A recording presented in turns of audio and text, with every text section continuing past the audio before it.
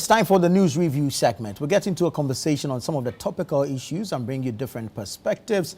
And you are invited to join us via the WhatsApp number. Send us your thoughts, your contributions, your comments, and of course, let us know what you have to say about the various topics that we'll be discussing. The studio is full. I have three gentlemen in here with me, all seated, looking bright and sharp as always. So I'll do a quick introduction, say good morning to them, and then we can begin the conversations. Ibrahim Ajay is here. He's a former assistant secretary at the office of the former president. Ibrahim, good morning. A very good morning, Anna. It's good to see you. Likewise. Welcome. Thank you. Elvis Darko is also here. He's the editor of the News Center newspaper as well as newscenter.com. Elvis, good morning to you. Good morning. It's good to have you.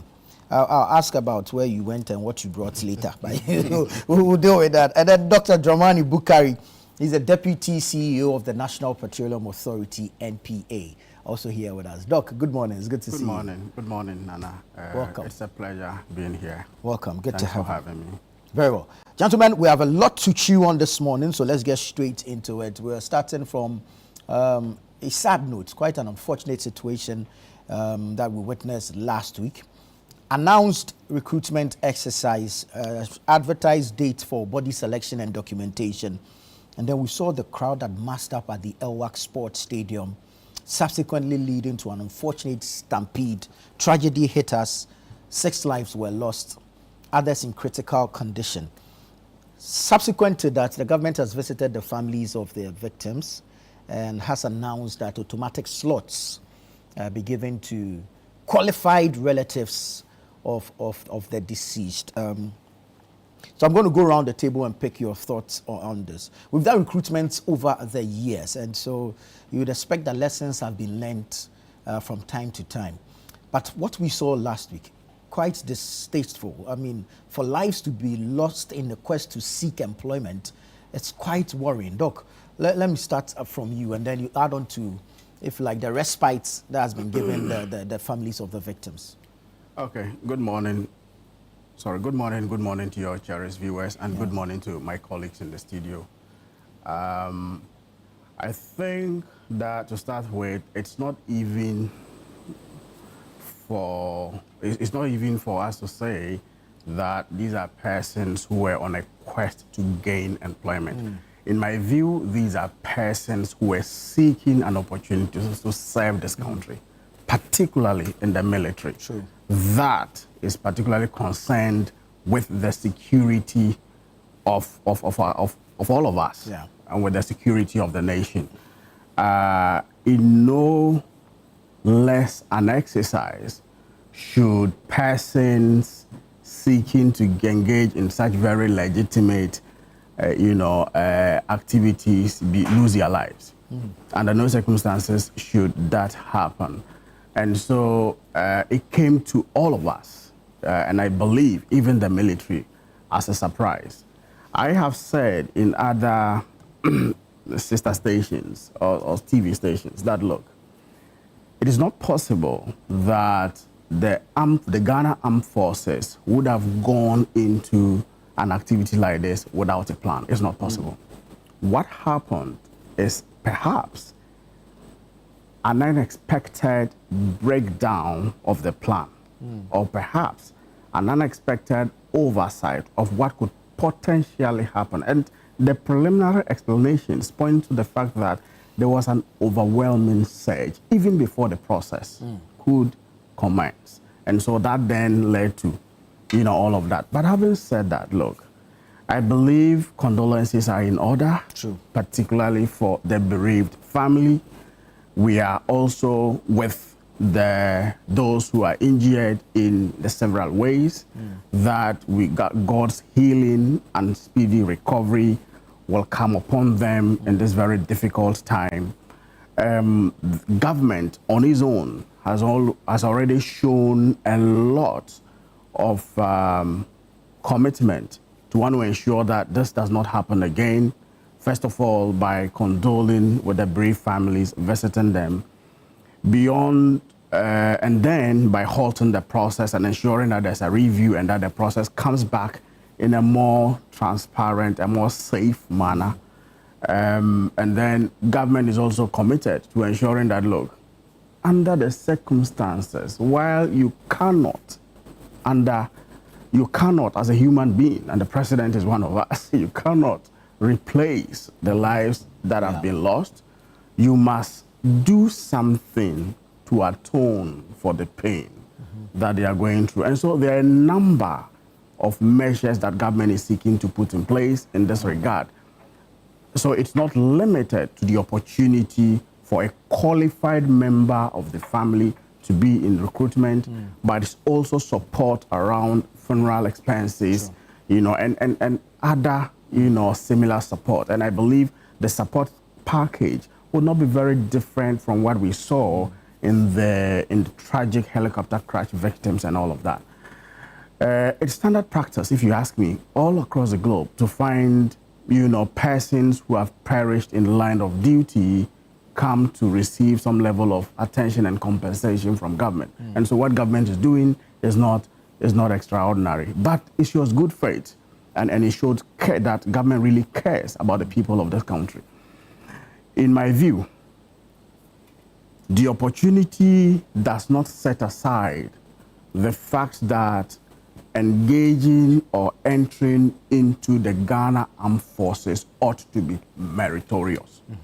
You ought to be medically fit, you ought to be physically fit. So even for these families, the qualified persons, that's why government emphasizes qualified. Qualified. And so it's not for you to send anybody, but the persons must be medically fit, they must be physically fit. And then they must still go through the process. Except that some level of priority will be given to, because you know the numbers. Huge numbers against what is going to be recruited.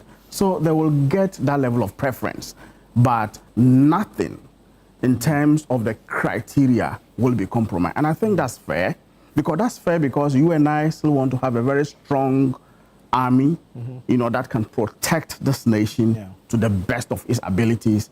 And so for me, it's a call in the right direction, and all of us should support government in that regard. Again, the Ghana Armed Forces itself has set up a board of inquiry into these activities. I have no doubt that eventually there's a lot that would be learned from that exercise once the findings are out. And I believe that going forward, recruitment exercises will not be the same. This incident will really change the face. I am convinced that this incident will really change the face of recruitment exercises going forward. Mind you, I don't know, maybe I'm too young to recall, but I haven't cited any other recruitment exercise where we have been engulfed with such level of gravity, the tragedy. I don't recall. If there's one, I have yet to see. So which means that this is a major incident that would offer us the opportunity to really learn and transform the recruitment process. So reforms should be expected going forward, and reforms should happen in the interest of the Ghanaian people. Very well, Doc. Thank you. Elvis, let me come to you. I mean, the military did the registration online, so they had a portal. And at a point when the numbers, they knew the numbers they were looking for and the excesses that had come, so they shut it after. So they were looking in an excess of 60,000, but they were actually going to enlist, or if you like, take on just about 4,000. It's raised concerns regarding the sale of these forms and the failure or if like the non-accountability on the part of the military. And then again, looking at the preliminary explanations that have come, that there was a sudden surge in numbers. That those who say it's not tenable because you did registrations, you know the numbers you're expecting, so you should have made provisions for same. Thank you very much, Nana. This incident happened when I was away. I was so sad. Yeah. Very sad. And I must say there no explanation. Nobody can explain this thing away. Totally unacceptable, condemnable. It's sad that this country people don't resign when things like this happen. Look, we start in this country when Dr. George Akufo-Dampare did recruitment in this country. He departed from this, people going to queue for screening because the thing was done online. They scheduled people, invited them to halls where they are not under the sun, like they are pigs or goats. sat down, and they were called one by one, screened, and even offered water to drink in a humane environment. This was done in this country by the Ghana Police Service under Dr. George Akuffo Dampare. So the question is, how come that one arm of the security service was able to do this, did it so well, and another arm of the security service has thrown the whole country into this mess? You open a portal for people to register. You knew the numbers that have registered. You knew that the numbers that are registered, the airworks person cannot contain them. So it didn't occur to anybody to say, even if we do this inhumane one by asking them to come and queue in the sun, let's look at the capacity of airwork and let's schedule and say, these are the numbers that will be coming to airwork. Airwork cannot contain them. So let's do it on daily basis and schedule the number that the place can take, that this cannot happen, so that instead of so many people piling up, you can have them in badges on different days. That would have prevented this kind of disaster. And so when people sit in places of power and they fail to do the right thing and things like this happen, and people are not punished and people don't on their own also resign, we don't expect our country to move forward. Because then those who will come over later will also think that, oh, anything can happen. The nation will just look on and nobody gets any punishment. And I don't think that we can continue to grow our country this way. The countries that we admire, it's because people resign when the least thing happen. So lessons are there for people to learn. Unfortunately, in Ghana, these things don't happen. Major things have happened to us and people remained in office, nothing has happened. And unfortunately, it's the same situation we are in. No explanation from the military or anybody to me makes sense to me for what has happened to these young people. No explanation. Nobody can blame the young people. Because if Elvis, I'm coming to that stadium, how will I know that the numbers that are reporting that day are more than what the stadium can take? I will not know. It is you, the person who accepted the registration, who knows the numbers and should have thought that because the numbers that you have that will be screened at airwork, the capacity of the stadium cannot take them. Let's just divide them into badges and do them on different dates so that the numbers that will come there will not be that huge for anybody to even engage in anything that will lead to this death. And we must accept this. We must accept that the military failed big time and therefore people are not being punished. It's unfortunate. For me, asking their families to bring representatives is in order, okay? But I think that the state must go beyond that and compensate the family financially. Families deserve financial compensation from loss of these 6 young girls. Aside giving the opportunity to replace somebody, they actually deserve hefty compensations. And if they are not compensated, I will urge any family member to sue the Ghana Armed Forces on this issue. Because first of all, you are the one who invited them to the venue. The Airworks Sports Stadium belongs to the Ghana Armed Forces. So if something happens to anybody there, and when that person was there at the invitation of the Ghana Armed Forces must be held responsible. So if the state will not compensate the family with a hefty amount, those that can afford, lawyers that can offer pro bono services, I think should support this family to sue the Ghana Armed Forces for some hefty money.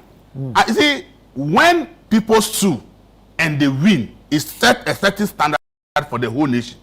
And that is why next time somebody will ensure that the people at the helm of affairs do the right thing. Because if they don't do the right thing, the state is going to lose some money.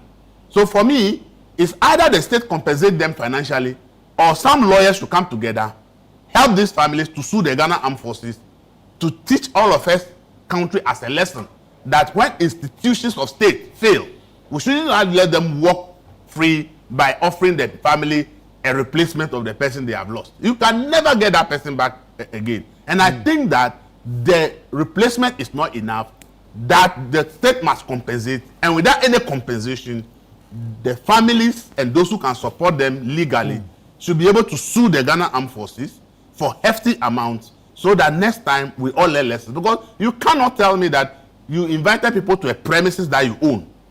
The premises, you own it, and you are the one who invited them there. And when something happens to the people there, they don't get any financial compensation. There's no insurance for anything. And the only thing the family gets is if you can get somebody who is qualified. But these people adhere to my guidelines. Whose responsibility is it? Because we saw videos and we saw the rush. Whose responsibility is it to make sure that the right thing happens there? The Ghana Armed Forces. So what are you talking about? You and I do not know whether instructions were given there and the people that Please, I've told you that having known the numbers and Armed Forces knew that the numbers that they are inviting there are more than what the stadium can accommodate. You cannot blame the person you are inviting there. You are inviting me to an event. You know that the capacity of the place is more than the number of people you are inviting there. And when you invite me there and we are more than the number and something happens to me, it says I should take responsibility. What are you talking about? They have admitted that the numbers were overwhelming. And you are saying that 60,000, what's the capacity of Ewak Stadium? And how many people did they invite there on that day? The number that they invited to Ewak Stadium, is that the capacity that Ewak Stadium can take on a day? Let's be realistic. Let's begin to build a nation that people are held responsible for not doing the right thing. You are a leader, something has happened. You either resign or you are fired. So that it sets the example for somebody else who will occupy the position that you either do your job and do it well, or when there is an eventuality, you will suffer for it. It is important that we set this kind of precedent. Because as I said, Dr. Dampare under the police service has done this as far back as 2021. We are in 2025, and something that was done in 2021, everybody said, if we can do recruitment in this way, it's humane. The people have applied. You know the numbers. What they are coming to do is not start military training or police training. They are coming to look at their certificate, look at their height, look at their body, look at say, oh, this person, go. You hear from us. If after assessment you qualify for the next stage, you get a text message that you qualify for the next stage. If this is supposed to be done, why should people queue in a stadium? This does not require anybody coming to queue. Because the things you are looking for, it's not like you are saying that they should come and run 100 meters race or 300 meters race to see how fit they are. You are inspecting this. And as I said, if the police service had done it successfully, I don't see how the other services could not copy it and do same. And this kind of way of doing things should change. Look, even the forms to even apply, if they say go to Ghana Commercial Bank, if you live in Parliament Duga, my father's hometown, or Tongochana, but there's no Ghana Commercial Bank there. It means you have to take a car and go to Peki. You have Ghana Post. No. So it means they have to travel. Meanwhile, we have mobile money today, where you can pay money and a code will be given to you right on your phone, and right sitting there in your house, you can fill this form. Why should people still walk to banks to be able to pay and say, I am paying this money for a recruitment, the security services or military or police? Why is it that the people cannot just pay the money through Momo? Why are we digitizing, bringing technology system to make life easier for all of us, yet institutions are not recognize the importance of using that digitization process, and they still make us go through the very processes we are trying to digitize to prevent? I don't understand how we are governing this country. That's why I've said that it appears that we need to vote an amount of money and give an order that within 6 months to 1 year, everybody working for a public service in Ghana should compulsorily take a digitization course. If you think you cannot, you leave, we employ new people. Who should pay for it? The government of God pay for it. But they work for the state, and you want systems to run faster for you, the government. So you must compel every public servant, civil servant, to go through a digitization course done on weekends, okay, so that everybody can use the digitization. Well, government is investing billions and billions to digitize various sectors of the economy so that things can be done well. And yet, when we put the money to do the systems, application becomes a problem because the people in charge of the various, many of them actually don't even have the skills, because it's a fact that they were born before these things came. Very obvious. Let me hear from Ibrahim. We spoke about this last week, and we're back again on the same issue. But subsequent to our conversation, the Minister for the Interior held a press conference where he announced that the entire recruitment process is now going to be digitized. He actually went on to say that an e-recruitment center has been established. And so from today, recruitment into the internal security services is online. that's the plus. Will this address some of these challenges? You know, when you mentioned that, I was surprised. I want to be upfront and honest. I always thought it was already digitized. Generally, how do you apply for these forms? It's online. Yeah. I think portions were digitized, but now he says the entire process is going to be seamless. Which portions were analog? I'd like to know. I mean, sometimes I think it's important that when new information comes into our purview, we, the commentators here, should address our lack of knowledge of a particular piece of information. Right. I've always been of a view that across the Ghana Armed Forces, it is always online, digital, and never analog. These paper applications are a thing of the past. And I've been of that view for the last number of years. So for me to hear this is a surprise to me and maybe many other viewers as well. Why? Because we know that it's online portal. In fact, government made a key point, especially in the NPP administration, that in order to avoid these Goro boys who would give you a form, say they can assure you of a slot and hoodwink you and take your money, okay, the whole online digital portal served to cure that cancer. Are you following me? So I'm surprised at this, but if that is the case, then yes, it's a step in the right direction. But I again, to reiterate what I said, I was of the view that across the board, it was online. It was online. You know, what Elvis mentioned about going to Ghana Commercial Bank, the idea is that you purchase the e-voucher or e-ticket. Again, I thought it's something that can be done on Momo. When you're applying for your passports, again, you can use your debit cards, your Momo, that's your mobile money for those watching outside of Ghana, to do that. But to address your question, is what the Minister of Interior now stating good? If that is the case, as you're saying, that portions are outside of the digital ecosystem, then yes, it can only, my answer can only be, it's good. A fully fledged digital system for recruitment. Yeah, I mean, it's fine, but this, let's not understand something. It is not the digital or lack of environment that caused the stampede. It could help it, yes, and I agree with what my colleagues have mentioned in terms of, and we mentioned it last week, how having that data can help you stagger, you know, the recruitment process. So you know that you have X number of people coming on this particular day and Y number on another day, so you can control it. The Ghana Armed Forces were saying, per their reports, that what happened was that there was a large number which was added to by people who were not scheduled to be there on that day. That in no way, shape or form absolves the Ghana Armed Forces.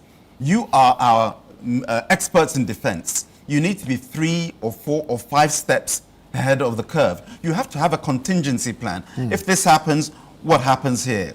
You know, the permutations need to be well thought out. That's your area of expertise. I'm talking the Ghana Armed Forces. So when they say that those who were not scheduled arrived and compounded the problem, that is something that nobody should take as a valid excuse.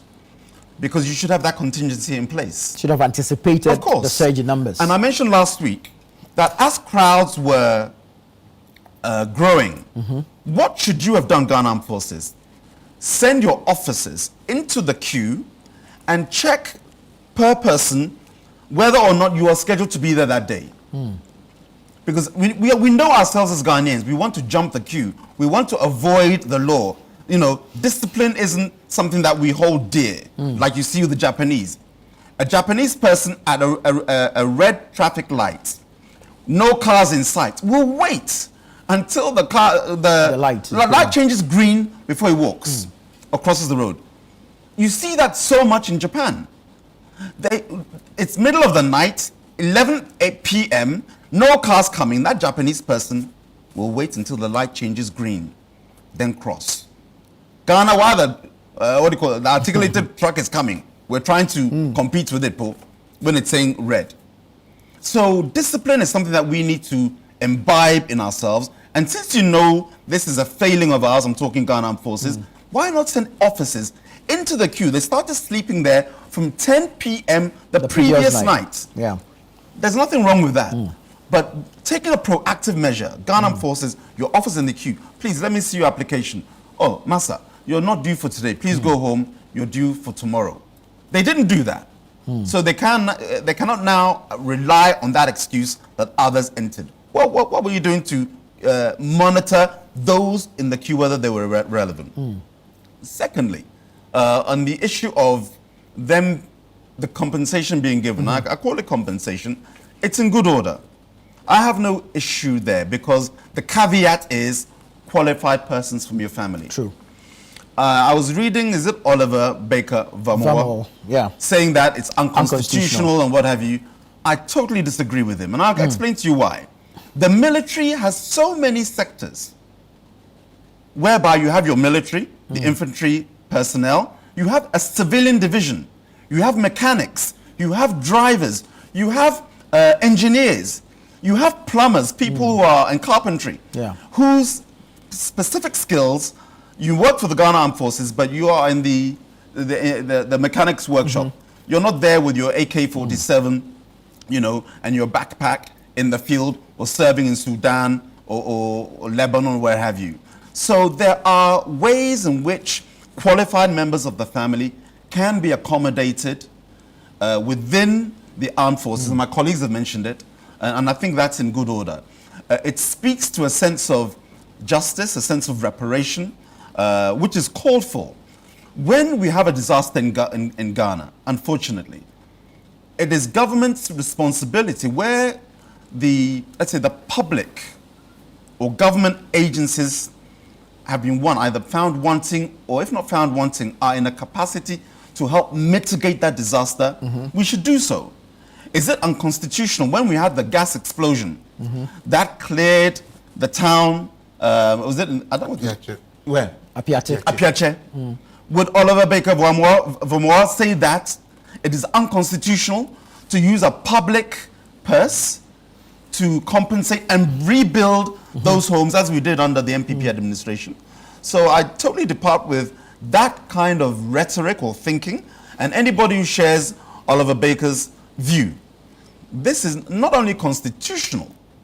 What's the Constitution? It's the government's responsibility to serve the interests of the public. I mean, I'm not quoting verbatim, but the essence, the spirit of the Constitution, it's the law by which the government and the public relate and work, so that we work with government, and government also works in our interests as Ghanaian citizens. So that one, I'm 100% in support of that gesture, and the qualified aspect of it, I think, can allay people's fears that we're getting unqualified people from these 6 families to actually enter the services. And so we commend government on that particular aspect. But what can we do? I want to relate something that I mentioned to you last week. In 2021, we didn't do recruitment. In 2022, we didn't do recruitment. 2023 also. MPP government did not do recruitment into the armed forces. And you ask yourself, why? And I explained this last week. We have over 10,000 people qualified already on the system of the Ghana Armed Forces. So there's a backlog. There's a backlog of Ghanaians who are qualified per your own criteria to be absorbed into the military. So why the need to actually engage in this exercise when you have a backlog? It beats the imagination. Because you can't tell me that suddenly they're now unqualified. But it's been 4 years. It's been 4 years. Some may have traveled out of the country. Some may have fallen sick. Are all 10,000 still eligible for enlistment? And we discussed this last week. Go through the process and find out, because it's an assumption that all have traveled, that some have fallen sick. And sure, there'll be a proportion of that. But you need 4,000 people. Are you telling me that suddenly all 10,000 are dead? That we have to be realistic to the reality. So the Ghana Armed Forces have a question to answer. And by that same argument, the government of Ghana has a question to answer. Because who gives the directive? Is it not the Minister of Defense and his deputies working with the Ghana Armed Forces that we need to fill these vacancies? And surely the GAF would have said, thank you, government, we need this amount of money for these vacancies, but we have 10,000 people already here. And that's something that I think this investigation needs to look at as critically as possible. Because we know, for example, that recruitment, unemployment, these are signals that can trigger an election loss. And so governments are mindful how to cure the unemployment cancer or canker, and how to also sometimes present we are doing something, giving you hope. But don't give false hope that leads to this tragedy. You have 10,000 there in your backlog. If the MPP government seeking re-election said, no, we won't do recruitment, we won't do it in 2021, 2022, 2023, and I believe 2024. I'm sure those who are Googling can correct me if I'm wrong. But there was no recruitment. Where the recruitment took place in July of 2024, the notice came out, and it came out in the immigration and also the armed forces. I'm not saying recruitment didn't take place, but we saw it in the newspapers. It was advertised. 2024, an election year. MPP government said that those who have qualified from 2021 and 2022 and 2023, please resubmit your names, not by another form, but you can again access the portal and resubmit your application. This is something that the NDC government needs to be aware of, so that in pandering, trying to think to the next election, instead of thinking of the next generation, we get ourselves in this mess. And I'm not trying to somehow blame the government on what happened. That's not my submission here. Because as I mentioned last week, these were individuals who avoided protocol, didn't care about those who were already in the queue, jumped it, and then it led to the stampede. Having said that, the Ghana Armed Forces have admitted that at Elbak Stadium, only one of the gates was opened instead of the two. That would have relieved the tension. What you do in any stampede, you don't try to contain the masses, you try to allow them in. And that's the failure again of the Ghana Armed Forces on that sense. But as I say, I'm not critiquing or blaming government for the stampede, but there are ingredients that make the meal. Right. And they should not somehow say we are washing our hands of. You have a cause, I'm talking government, in this scenario. What should have been done is take the backlog, use that. Do you get me? Because I remember we had, was it Sam George, Honorable Sam George, and Honorable Roxon, saying that we should actually increase the age limit. Which has now been done. Because Now- the minister in his briefing has said it has been Yes. done. Now, when you increase the age, and I know that Ghana, in fact, when you look at its age compared to other African countries, Ghana is quite strict. But can you imagine, we're talking about 60,000 now. You increase the age, and why did they say increase the age? Because they're getting party pressure. And Roxon admitted it, per what I've read. My party people are pressuring me that we need jobs. You imagine increasing the age? Astaghfirullah, God forbid. From 60,000 applicants, when you're looking at 120,000 applications. Given that the Ghana Armed Forces should, if they maintain this non-preemptive, archaic, and I loved what Elvis mentioned just now. Why do we put them in this hot sun at Elwak? It's a lesson for us to learn. But the Why? minister has said that going forward, about 10 to 15 centers will be Good. open. And I mentioned that last week. I said you could use the Teshi military facility, Burma camp, and Michel camp in our conversation last week. That there are military centers dotted across the country that can provide these facilities to recruit the armed forces. Right. Instead of out in this open air, open sun facility. So I'm happy that Elvis made that submission to draw attention to it.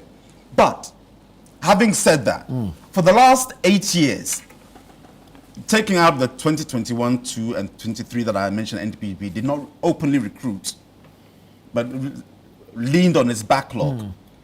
This recruitment at Elwak has taken place in the hot sun. So we have to ask ourselves the question, why in the last, say, 6 years of active recruitment did we not have this? these are the lessons that we can draw upon. And it's not to hit a political note, it's just a lesson, because it could have happened, but thankfully it didn't. Then you have to ask yourselves, what was the Ghana Armed Forces doing right up until this point in terms of recruitment? Very well. And when we answer that question, now we can add value to it, which the present administration, per what the Minister of Interior is saying, is doing. Very well. Doc, I'll give you two. Thank you very much. So there are a couple of things. Well, number one, we all across the table and many Ghanaians believe that what actually happened revealed a flaw in the recruitment process. And even in the preparations towards the recruitment, it does reveal that nobody is hiding that under the carpet.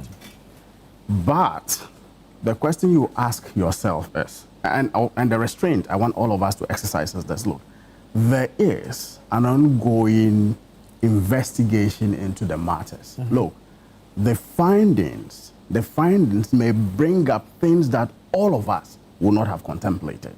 And those are the ones that would inform very rigorous transformation of the processes. And so for me, I would urge that, yes, we are angry, and we ought to be angry because 6 dear lives have been lost. So we ought to be angry. Young people, we ought to be angry and all of that. Families are grieving, we ought to be angry. But again, let's not avoid, I say, but minimize the castigations and ensure that we allow, otherwise we might think away or sort of even impede the investigation processes in terms of diluting the minds of persons. These may be professionals anyway, so they will do their job and do it very well. But having said that, look, this is what we need to realize. I completely disagree with the processes that were adopted in the past. And this is the reason. For 2 reasons. Number one, it does not have any level of fairness or justice in it. Really? Because you see what happens every year, people have expectations of getting an opportunity to serve their country through the Ghana Armed Forces and in many other places. Now, if you keep a backlog that you had, you basically shut the window to the aspirations of persons who would have been graduating and coming out of school and who would have learned skills and now become qualified and who would have gone through other processes and now become, you've shut down the door to them, the opportunity. So there's a certain problem of fairness with that approach. Now, the other problem that created was this. In many times, we had people in our communities complaining that they woke up one day and then somebody is now in military uniform, or a person vanishes for 2 weeks, he comes back, he's now in military uniform. How that happened, they were never aware. So it fueled a certain narrative about political favoritism, about, politicizing the Ghana Armed Forces. You want a more transparent process. Well, we've heard MPs openly say in Parliament that they have reserved slots and all. No, so you see, the point, the fact, no, I cannot confirm that, but this is the thing. Persons in positions of influence, whether we like it or not, particularly MPs, you know that they have a responsibility to their constituents, and their constituents will come to them with all manner of challenges. Look, True. Even me, I'm not an MP. I sit somewhere in a very small office. People still come to me, whether it's to do with recruitment or with any other kind of employment. They come. And when they come, the least you can do is offer them hope. Take their documents and then maybe speak to 1 or 2 people that, please, if there's an opportunity, if these persons are qualified and there's an opportunity, please help them. But it doesn't mean that you can do beyond that. So it's legitimate. People will come to you, but you don't tell them, look, I don't control this, but please go away. It's some sort of, it's insensitive to do that. It's insensitive to do that. So, but having said that, look, the thing is this. So that process created its own problems. And if you remember or recall, there was a report that was done by the Ghana Armed Forces, which came out in July 2025.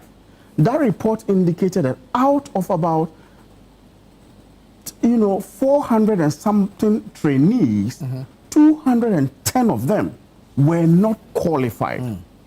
which was around 46%. And that, because you see, as you have a backlog, look, some will age out. Some will get involved in maybe certain kinds of, maybe medical conditions will change. Maybe they get involved in some sort of accident. A lot could happen within that period. And then you call them, they get in, because they had already been screened, selected, and felt fit. You call them, they get into the process, and then eventually it's realized that they are not. That report came out, and that report showed that, 46% of them, and their their recruitment had to be turned. So they had to sort of cancel that. So for me, we don't want problems such as that. I believe that a very transparent process such as the one we have is what we need. However, we need to ensure that that process is very safe. Very, very safe. So there are learnings that we will learn from this incident. But again, it's even for the remarks that's been made, or the indications that have been given by the finance minister, we will now digitalize the entire process. But remember, this recruitment process, not the entirety of that process can be digitized. A certain level of physical contact is required, whether we like it or not. So for me, what can we do at those levels of physical contact to avoid the reoccurrence of incidents such as this? I think that's what should concern us the most. Very well, Doc. And eventually, I want to see a situation where people with aspirations of serving this country go through the process without a scratch and get the opportunity to deliver that dedicated service to the people of Ghana. Very well, thank you. Elvis, can we take what we need as and when we need it? We know that clearly armed forces cannot employ all the numbers that are seeking to go there. So can we do a proper assessment of if on a yearly basis, or if we're going to do it within a certain period, say 4 years, 5 years? We know that these number of persons are going to go on pension, they are going to go on retirement, so we need this particular number to replace them. Can we do it this instead of opening the floodgates for or everyone to apply, especially coming on the back of what Ibrahim just mentioned, a 10,000 backlog, 10,000 Ghanaians? Yeah, it's the way we want to use the armed forces. Okay, as a country, see, I believe that if we look at our development priorities, one institution I believe can help solve a lot of our infrastructure development projects, bridges, construction of hospitals, and is the Ghana Armed Forces, the Forces Engineers Regiment. The UN even hires them to other countries to go and build bridges and roads and other things. So for me, if we are recruiting the armed forces and we say that, okay, government had decided that most bridges, that the cost is not above maybe 2 million Ghana cedis. Ghana Armed Forces will take that, will do that work, okay? We are looking at building structures, maybe hospitals, maybe not district hospitals, but maybe cheap zones or something. And you see, we can create a whole job, and then the armed forces becomes the base for delivering those projects. You know, the infectious disease center at Legon was delivered by the Ghana Armed Forces. The project was to be delivered within 6 months. They delivered it within 3 months because of discipline, hard work, expertise. So for me, if we are recruiting the armed forces because young people do not have a job, these people are here because there's no job opportunity in this country. So once there's a little opening, exactly, that is what it is, and we must all accept it. So if we can make use of the armed forces for specific purposes like that, I will be happy. But as we speak, I don't know whether we are just recruiting because some people wear military uniform. Because right now, if you speak to, I've spoken to people in the armed forces, and they tell you that normally we actually send a lot of people to this peacekeeping operation. It's like all over the world, peace has returned now. Lebanon, they are closing down. Almost every place is being closed down now. So even the personnel going on peacekeeping operation is now limited. So the numbers we are actually recruiting, the question is, where are we taking them to? No. I think I'm safe. No. That's what I'm saying. If there are specific purposes, and we think that we have the resources to do it, because recruitment also puts pressure on the public purse, because they have to be paid salaries at the end of the month. So if we are recruiting and we think that government would have paid private contractors to do maybe 1,000 bridges in this country, maybe feeder roads, government armed forces could do it. In fact, personally, I have said that drip machines that we bought, we should have centralized it under armed forces, and armed forces would deploy their various units in the regions. Armed forces would have plotted with engineers the various roads in various districts and regions where these drip machines can work, schedule and do this road. I believe that they would have done a more fantastic job. The discipline, the time of delivery, they would have done better. So I have my own views and ideas I think we could have used the armed forces for. And if we are going to increase the numbers, because we have done a thorough job and realized that we could use the armed forces to do all this, for which if we have maybe a 50 or 60,000 capacity armed forces, maybe 30 or 35,000 are professionals in masonry, carpentry, maybe tile laying, and all kinds of fields who will be deployed around to do all this job. That's why we recruited them. I wouldn't have a problem. But for now, I don't have any information that the recruitment is based on such processes. And you see, we are recruiting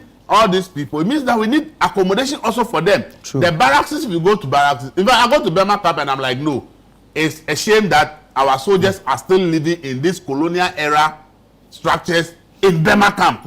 I believe that by now, the buildings in all our military barracks should now be modern buildings, because most of the buildings, if you go to Burma Camp and the rest, were buildings that were put out during the colonial era. And if you go in somebody's room, Nana, it is just the whole space in the room is like that.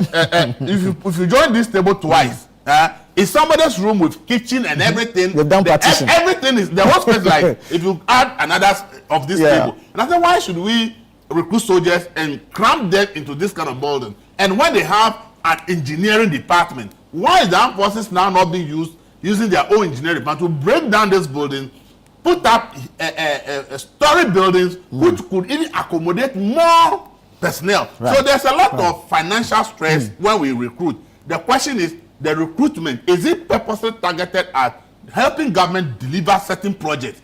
I believe that government will be happy when it wakes up and says, 48 engineering regiment doing roads. Now when you go to most rural areas, their feeder roads are in a state that the people are happy about, because then when they say this thing will be done in 2 weeks, maybe by 1 week they are finished. Because of the discipline. Rather than giving it to a private person who is giving you, oh, they have not given me money, I submit myself. I believe that a lot of the work that, especially in rural communities, is one of the best. And I'm saying this because if you look at, I don't know whether you have been there, but I have been there. This economic enclave project started by the previous government to deliver at least 100,000 acres of farms of rice, tomatoes, and the rest. I visited one of the farms, which is just around Ekpong area here, and the actual work of plowing the place and everything was being done with the military. And when they tell you how they do their work, unbelievable. They went to Oti region to work, and they are even struggling to find a pontoon to ferry their vehicles out. They were able to build one by themselves to ferry their machines to where they are going to work. So you realize that there's some level of efficiency and effectiveness from the Ghana Armed Forces. So if we are going to actually detail them and say, government need to deliver basic infrastructure projects to rural areas. If it's these big buildings, you give it the contractors because they also need to work. But these basic projects in our rural community, from road infrastructure to buildings and other things, you can just empower the armed forces, enlarge the engineers regiment unit with all the professionals needed, and deploy them across all the 16 regions. And each region has a master plan of the length of roads they have to do in a year, the number of schools, hospital, clinics, and things they have to build. I believe that our development in terms of infrastructure delivery would be faster, and any government that targets you to help them more. So if we are recruiting for that, I'm happy. But if it is not for that, and we just wear military or sit at the military camp, hoping that we'll be deployed to go and keep peace in maybe in Kunya or Boku or the rest, or go on peacekeeping, then I think that the numbers that we are adding now, considering the fact that information that available to me shows that peacekeeping operation have been scaled down by the UN considerably, because most places now have peace. If we are not careful, we will have a lot of people that will be paying, but in terms of what they will be doing for the state, may be limited, not because of their fault, but because the state does not have that plan to use them effectively. Right. Ibrahim, quick one on the backlog and the fairness of that system, because then others who are eligible within that period of non-recruitment. In fact, the fairness, I agree with Doc. I think that, see, where you say people have applied, they are qualified, and you keep it for 4 years. I disagree with that process. I think that the person did not get recruitment this year. If the person is within the qualification the next year, let the person apply again. What we need to look at is probably you think that the person has paid 200 or 300. Can you reduce it? Or can you say if you have applied earlier and you didn't get it, you are exempted from paying for your next recruitment? That can be done. Ibrahim, your take. My position remains the same. If we want to pander, giving hope is fantastic. I'm all for that. Because you have to responsibly give people avenues in which their passion to serve the country can also find fruit. So I don't have a problem in giving hope. It's about the false hope aspect of it. Now, if indeed you have a backlog of 10,000 and you want to make sure that every year allow people the opportunity to actually apply on the basis of a false hope, because you have 60,000 people, 4,000 places. Add the backlog, that's 70,000 qualified people for 4,000 places. You know, what are we doing? Isn't it better to channel that opportunity into other areas? So I disagree with my colleagues who are saying that, no, give everybody the chance. No, it's not about giving everybody the chance. You know what you need. If the Ghana Armed Forces, given what Elvis has just said, this time next year or 2 years from now, given that peace or conflict areas are now diminished, and the Ghana Armed Forces, in recognition of that, says, you know, we don't need 4,000 this year. We only need 2,000 people. Because normally, there's around 2,000 of us who are deployed in these centers. Lebanon, Sudan, Cyprus, we mustn't forget that. You know, the Greek-Cyprus conflict is still there, and so we actually deploy people to Cyprus. I'm talking the United Nations. And then you have UNAMIL, which was in Liberia, UNCTAD, and so on. I mean, there are theaters across the world. Given what Elvis has just contributed, these theaters of war or conflict reduce. Ghana now doesn't need to send 2,000 people. So you only need 2,000. Are we still going to recruit or let 100,000 people apply? What kind of... It's time that we politicians are not fake to the people. Say, this is what we have. But now I'm going to channel my energies into this area to give you sound employment. Because we all know that the majority of people have no passion to... The majority have no passion to join the armed forces. They would rather do something else. And how can you tell? When they apply, just look at their qualifications. What did they study? What degrees have they done? What were their electives at SHS? They'll give you an idea of where that person, that Ghanaian student, where his or her passion is, as compared to those who you can see are military. Given that scenario, Nana, government should not, and I'm using this across administrations, pander to that false hope, charging 200 Ghana cedis, knowing full well that 90% of you will not get the job. Are we coming or going? It takes a bold leader, a courageous leader to say, this is the situation, and this is what I'd rather do for you. Let's think innovatively and see how we can channel the energies, the entrepreneurial skills that our young men and women have into other ventures that are both financial fulfilling and self-fulfilling. In South Africa, you have the Military Skills Development System. It's a 2-year voluntary program by which South Africans are then put into the South Africa National Defense Force. 2 years of training. When you apply, they do psychometric tests. Then they got to look at your qualifications. The body selection and all those aspects are all contained within the initial processes. South Africa have the same thing that we do, oversubscription. 133,000 South Africans applied in one single recruitment cycle.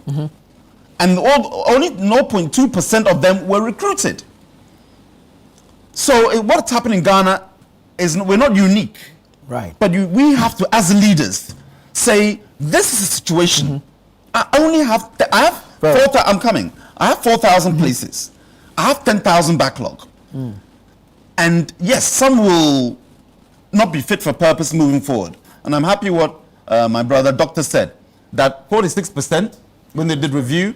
Okay, so let's take that as a black and white data. 46%, say 50%. Out of the 10,000, I don't need the 5,000, the backlog. So you still have I 5,000? still have the 5, yeah. So, all you need is 4,000. so what I'm saying is this, and I'll end in my last 10 seconds here. Please, lad, I need As to leaders, let us see different ways in which we can create opportunities for our young men and women to become the global ambassadors, the strong units of production that we need in Ghana, right, and not fall back on these public sector recruitment things. But please hold that thought. Please hold that thought. Let me take a quick break. When I come back, I'll give you the opportunity. This is Breakfast Daily here on Channel One Television. Stay with us. We'll be right back. You're welcome back. This is Breakfast Daily here on Channel One Television. We're having conversations regarding the military recruitment and that unfortunate stampede. I see a few of you have sent in your messages. Read them, and then I go to Doc to wrap up and we can move on. Good morning, Nana. The funny thing about all this recruitment is that those who will go through genuinely will not be more than 100. Why must we pay 220 cedis to buy forms to serve our country? Agama from Teshi sends that one in. Ahmed from Nima says, good morning, Nana. It's a fact that granting recruitment slots to the families of the victims is unconstitutional. This will not bring back the dead. Government must rather adequately compensate the families. Okay. NPP. That's also part of compensation. Yeah. NPP had a backlog of recruitment only advertised within their party circles. How transparent was that recruitment exercise? A qualified recruit may not be qualified in the following year. Even the universities continue to recruit every year. Only NPP can recruit and have backlog for 6 regimes of recruitment and call it transparent. Okay. These are your thoughts. You can also send yours in and let us know what you think about the various issues. Doc, you had a final word on this briefly, and then we can move on. I just wanted to provide that the 2025 Global Firepower Ranking, which assesses the military strength of various countries, showed that Ghana is at about 110, ranks 110 out of 145 countries. This considers several factors, including the sheer numbers of the military of each of the countries. Right. So which clearly shows that there's still a lot more that we have to do.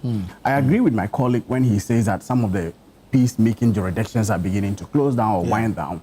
And so, but the military still has a lot more to do. Look, territorial integrity, internal security, civil action support in terms of disaster when it is required.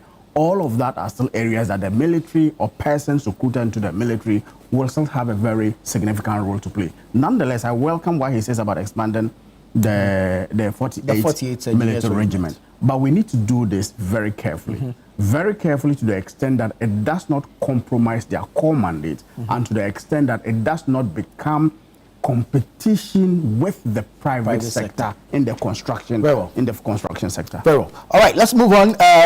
The presidential jet is back. It has landed safely and has been handed over to the custody of the Ghana Armed Forces. They should, I mean, if you like, reduce expenditure as a result of the president's travels, and then of course avoid some of the situations we saw earlier when the president had to travel and had to transit somewhere and all that. Basically, the president should be safer flying the presidential jets. Quick thoughts. Ibrahim, let me start with you. I was reading up on this just to reappraise my mind of what's gone on in the past. Acquired in 2010, am I right? Yeah. It was President Kufuor who sought the budget for it, but it was under President Mills that it physically landed in Ghana. I'm talking the presidential jet in 2010. And there's been issues regarding its usefulness moving forward, because in terms of it wasn't fit to fly, and then we had incidences, especially from Honorable Kujuto Ablako, am I right? Yeah. In terms of why wasn't President Akufo-Addo using the presidential jet and taking commercial or charter flights? And the reality has borne true that indeed the aircraft was not fit for purpose.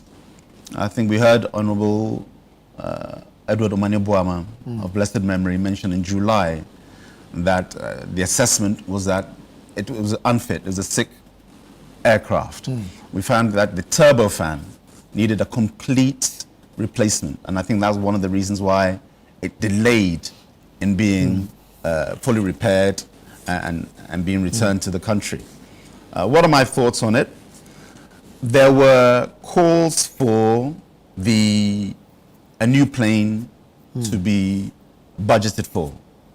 And the opposition then at the time said no. It was luxury, it was surplus to requirements. Why should we have that? And I think the security of any head of state, I would want that His Excellency President John Dramani Mahama has the highest security available per his travel schedules. Whether he's taking a chartered flight,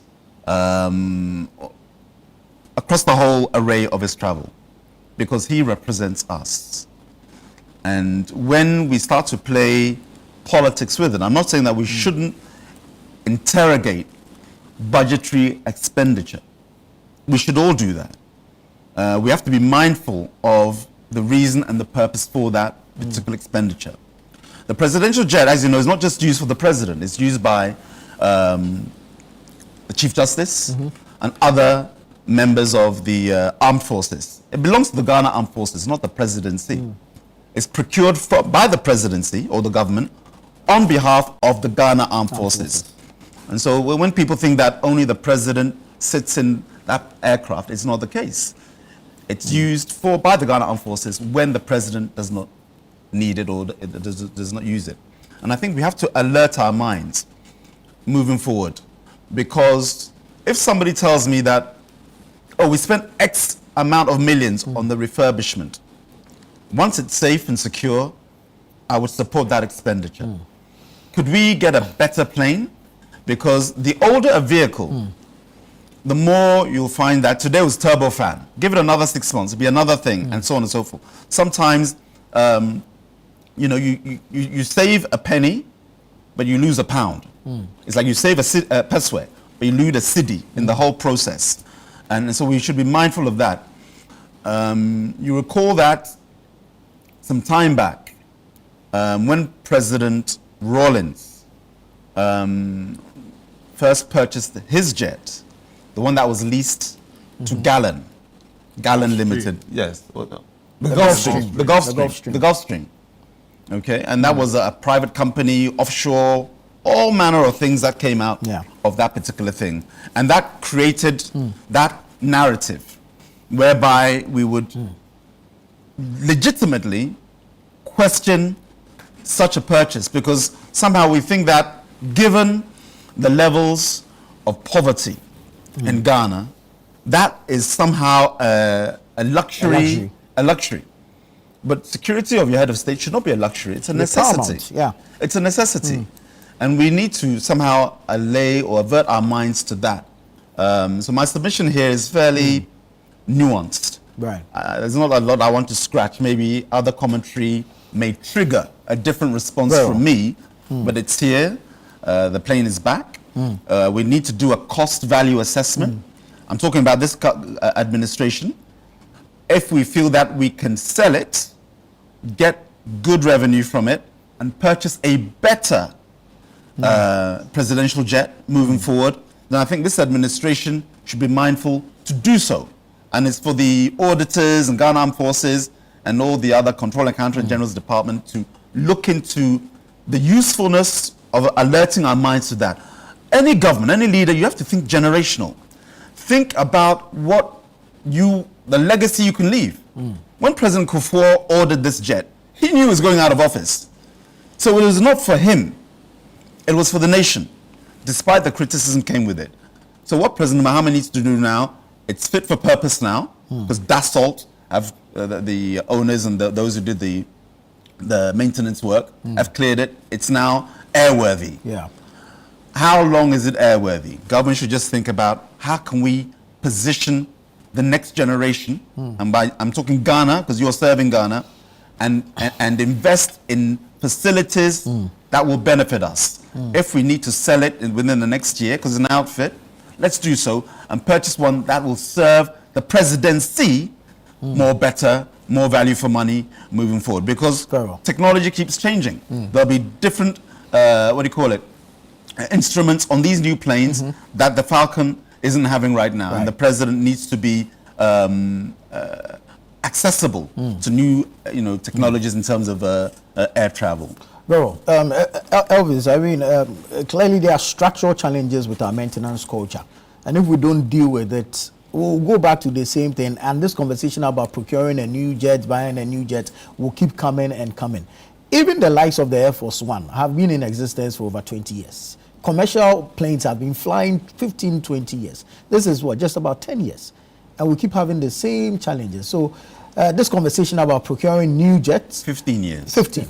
This new jet as against our maintenance culture. What you make of this? It's all because of partisan politicization. That is why a presidential jet will be a topic for discussion. If you take out partisan politicization, a presidential jet should not be a topic of public discussion. Because the president of a country is the #1 person. And mind you, a presidential jet does not fly only the president. The presidential jet can even fly the Black Stars if the need arises. The presidential jet can fly all kinds of people. Presidential jet actually flies business delegations. In fact, the reason many countries have big presidential jets is that when the president is traveling, serious countries who understand that diplomacy is linked to economy, their presidents travel with more than half of their delegations to major trips with business people to go and seek opportunities in the countries where they are going. But because ours is more of politics rather than serious issues, we just make it politics. And because of partisan politics, somebody who oppose the purchase of a presidential jet comes to offer and realize that it is important. And it is back and forth, and that is why we are here. Presidential jet was a political issue in the last elections. Oh, no, this, that. In the budget, it's there. We want to buy a new presidential jet in the budget. I support it because I have always said the security of the president of Ghana is paramount. And I support that we should buy bigger plane, that when the president is traveling, it's not only the politicians, but I'll have business people on the delegation who go out there to look for opportunities that probably they can export to those countries, can actually strike deals. This presidential jet, I'm not going to say anything negative, but I think that the earlier we get rid of it, the better. Yes, because the presidential jet returned to Ghana in March 2023. It spent 6 months in France. That was why Black was making all the partisan politics about it. 6 months in France. They say it has been well refurbished and it's now in pristine condition. That's why Black was pristine condition. There's no problem with it. But 6 months in France, it came to Ghana 2023 March. Spent after 6 months, 2023 March. How long did it take for it to go back to another repairs? 2 years. 2 years. Do you understand it? So it means that if you are looking at even the frequency of repairs, you should be clear in your mind that this thing, we should not entertain it to be flying our president anymore. Because if indeed it went to manufacturers properly refurbished and returned to Ghana in 2023 March, I expect it to work longer than this before it goes for another major maintenance. There may be few things that will be done, but for another major maintenance like this particular one, I didn't expect that to happen in just another 2 months. So how long will you fly? The thing will go for 6 months. We fly it like 15 or 18 months, and it goes for another 6 months for repairs. How can you tell me that such a machine is in good shape? So for me, it's better we take away all this nonsense partisanship. Let's buy a good and proper plane for our presidency. And as I said, it's for Ghana. It's for Ghana. As clearly said, this thing, when President Kufuor ordered it, it was a whole brouhaha. He didn't sit in it. He left office before he came to power.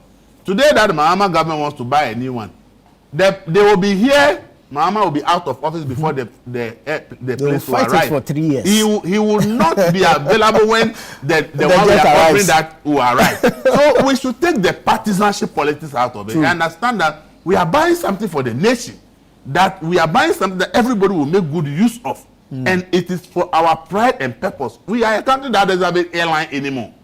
So the only aircraft that will be carrying our flag somewhere is our presidential jet. So if we buy a good presidential jet, big, and can fly a lot of people to various places, including private business people, to go out there and look for opportunities and come and produce here and send out there so that they can expand and employ more people, it's what we need as a country. So for me, let's cease politicization of presidential jet from now. Let's understand that it's a priority of priorities for a country that is serious. And let's all support the purchase and make good use of our country. Very well. Look, I agree with Elvis. I don't know if you do same. No, very well. I think I agree. This is a national asset. This is an asset not to be turned into political football. So I completely agree with my colleagues that, look, the safety of all persons flying the aircraft, the national aircraft, which we refer to as presidential jet, but obviously it's not a presidential jet because it's not only the president that flies that, purposes. you know, should be of paramount importance to all of us, especially when you have your president in there. But even the other crew members, the safety of them is of utmost importance. And so, yes, but you see, if you come, any responsible government, when you come in, you want to assess the through state of the facilities that you have inherited, including the national asset such as the presidential jet, in order that when you take decisions, those decisions are prudent decisions, those decisions there is value for money inherent in them, and those decisions have a justification for which. And so you carry the public along. And my colleague Ibrahim mentioned that when the initial assessments were done, Dr. Omane Boama of blessed memory clearly brought the public along at the in Parliament. He briefed at the parliamentary plenary. He briefed members of Parliament on the state. But he also had some very worrying comments to make about neglect, consistent neglect of maintenance to the national aircraft. And so for me, what government needed to do at this point was for government to get, and government, we don't have the capacity, except the manufacturers of the facility. True. You don't have the capacity to even understand the full extent of the damage done to the aircraft. So it was only, appropriate that this was taken to France, to the manufacturers Dassault. Dassault did a very comprehensive, assessment of the national, of the aircraft. Quite clearly, the aircraft has been attended to in terms of the challenges that it has. It has come back into the country. That, if you ask me, should be good news for all of us. That the national aircraft or the presidential jet is back, and the presidential jet is now being certified by the manufacturers to be in very good condition and to be able to carry out the purposes for which it was procured. Look, 15 years may be a long time, but with very good maintenance culture, indeed, we could have that in fully functional state. Okay, and for me, it's not just about this, it's about almost everything that we do as a people in this country. Our maintenance culture leaves much to be desired, which is something we need to all work on. And so for me, the aircraft is back. I mean, if we have extended, and that's what essentially this has done, extended the life of the aircraft, we are going to save millions and millions of dollars to be able to use it maybe for another year or 2 or 3. I mean, you can imagine if we are going to have to rent, you know, a private aircraft for persons designated to be flying in those to now have that carry them around. You can imagine the sums of money. And in the past, you know, there were findings about spending between 14,000 and 18,000 an hour, you know, and then the public outcry that generated, you know, quite clearly we needed the president. We need the president to fly safe.